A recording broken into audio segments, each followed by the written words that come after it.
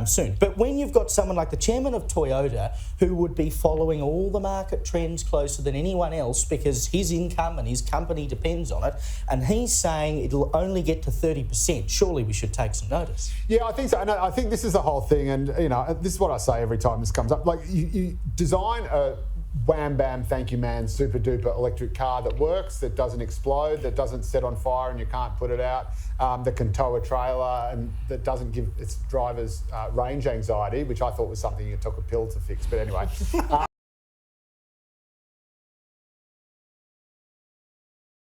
Hello everyone, welcome back to another episode of Parts Talk. Thank you for joining me. I appreciate each and every one of you. Now we're going to respond to Toyota's prediction that electric vehicles will only capture 30% of the future auto industry, and we're going to dive into why this might be the case. Now we're going to go straight to a news feature in Australia from Sky News with a set of panelists trying to analyze why this is so. But to start off first, we have to look at Toyota's extensive experience and understanding of the automotive market and give weight to their prediction. With decades of successful vehicle production, Toyota has a deep understanding of the consumer preferences and market trends and technological advancement. They are very cautious. Their cautious estimate suggests that while EVs will certainly play a significant role in the future of transportation, they may not completely dominate the market as some have speculated. Without further ado, let's get straight into this video. Let's have a reality check. For all the greenies who'd have us believe that we'll all be driving EVs in the next few years, there is some bad news, I'm sorry to tell you.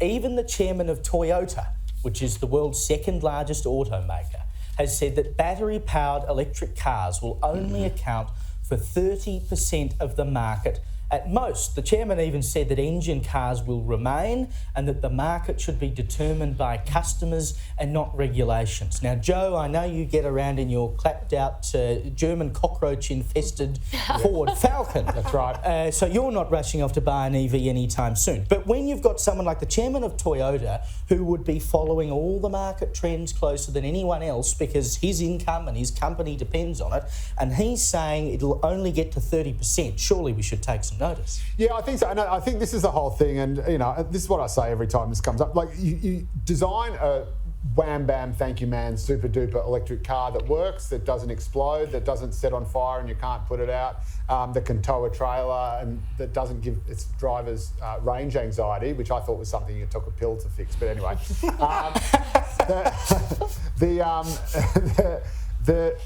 The fact of the matter is that you cannot legislate telling people what to buy. Command economies, as we know, the Soviet Union has been a recurring theme, my friend. And you can have incentives, and I'm all for that, and governments do that in the market all the time. But unless people want to buy, like after your house, your car's going to be your second biggest investment, of course, yeah. And people are going to buy the one they want to, not the one that they're told they have to. Yeah. And what did this government do over summer? Little bit of news while we were all watching the cricket and tennis and all the rest of it. They have put the luxury car tax onto hybrids. Now, in Australia, there are more hybrids sold than there are electric vehicles.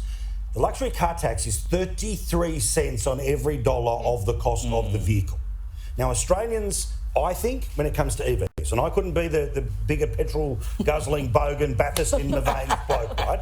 But I get at some point it becomes the better technological trap. We're not there now. So what Australians are trying to do is take this sort of halfway bet where you don't need to charge the car, but in low-speed environments, the car will charge itself, and that will extend the amount of petrol that I need. That's hybrid vehicles. Yep. That's Toyota's bet. This government, because they want you to move full to the one that requires the extension cord in the apartment block, is adding 33 cents to every dollar of the cost of the vehicle. That is an outrage. Yeah, it's just today's politicians. And it's great to see mainstream media actually taking up and having the discussion of what the challenges are going to be should we go full electric. I've seen news media in the UK, the United States, and here in Canada try to push back and try to get the politicians to sit down and understand exactly what they have done by pushing this mandate upon us. But secondly, and I'm glad he mentioned this, is that the infrastructure challenges pose a significant barrier to the widespread widespread adoption of EVs. And despite the growing availability of charging stations, many regions still lack the infrastructure needed to support the fully electric fleet of vehicles. Range anxiety or the fear of running out of battery power before reaching a charging station remains a concern for many consumers. Let's continue. Really want to do something for the environment, right? You acknowledge that we are a big country, Evelyn, right? So if you want to get into hybrid technology, which Toyota's been producing for 20 odd years with great success, do it.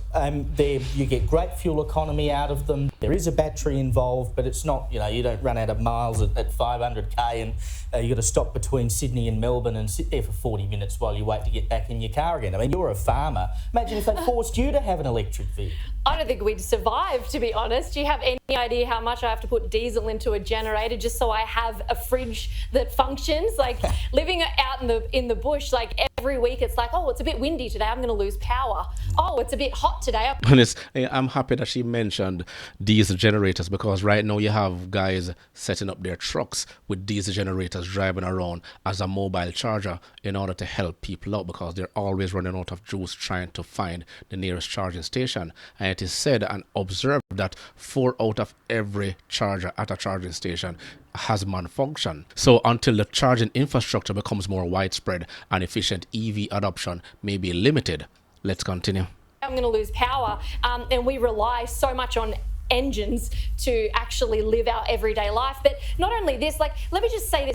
If you make something that works, you don't have to legislate it. You do not have to coerce people into doing it if it works and it's reliable. That's what I'm saying. They're making the transition. The consumer, with petrol being as high as it is trying to find a way, right? They're doing it through price. But the idea of the left is, first we make a price disincentive so that it's so expensive to do what you're currently doing, so we end up doing something else. There is a middle point. And she's made a valid point, pun intended. If we have more women lobbying, going to the various government representatives and our politicians, I think they'll listen. They don't listen to the men. They'll more than likely listen to the women. Of course, a lot more of today's modern policies are geared towards enhancing and uplifting women. So I'm just putting that in. Now look, at some point in our pretty immediate lifetime, we're going to be able to charge an electric vehicle very quickly, right? But right now, there yet. We can't do it. So don't tell me we're 10 years down the track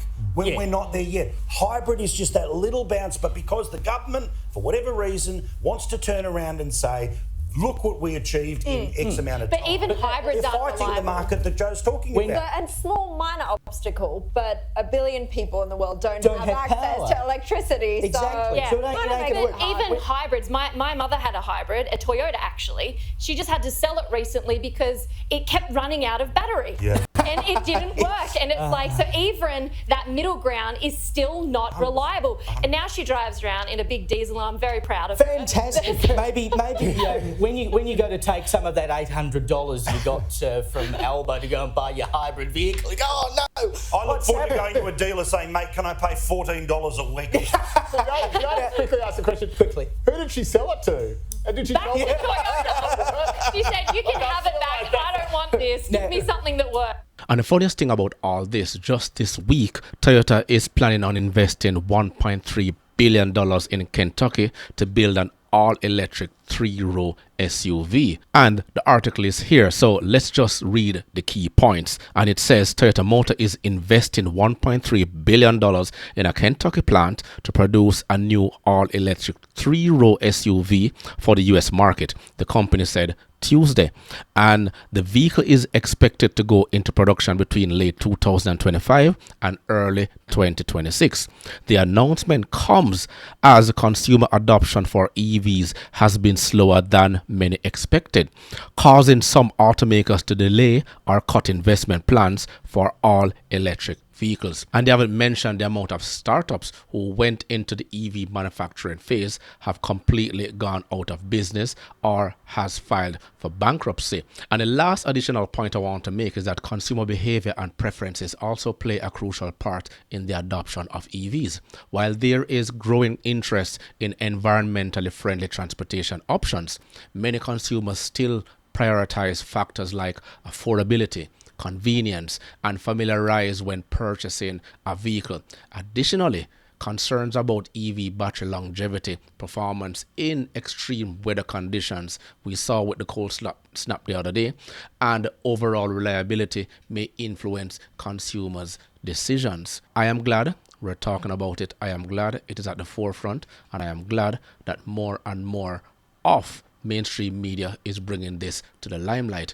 Overall, Toyota's prediction highlights the complexities and the challenges facing the EV industry as it seeks to gain traction in the broader automotive market. So while EVs holds immense potential for reducing emissions and revolutionizing transportation, overcoming hurdles relating to infrastructure, consumer preferences as well, and technological advances will be essential for their widespread adoption. And the saga continues. As usual, let me know your thoughts in the comments below, because what Toyota is doing now, that 1.3 billion could go a far way into more research and development. Remember to grab a copy of my ebook, The Parts Manager Guide. Please smash that like button on your way out. It'll only take you 1.5 seconds to do so. Until next time.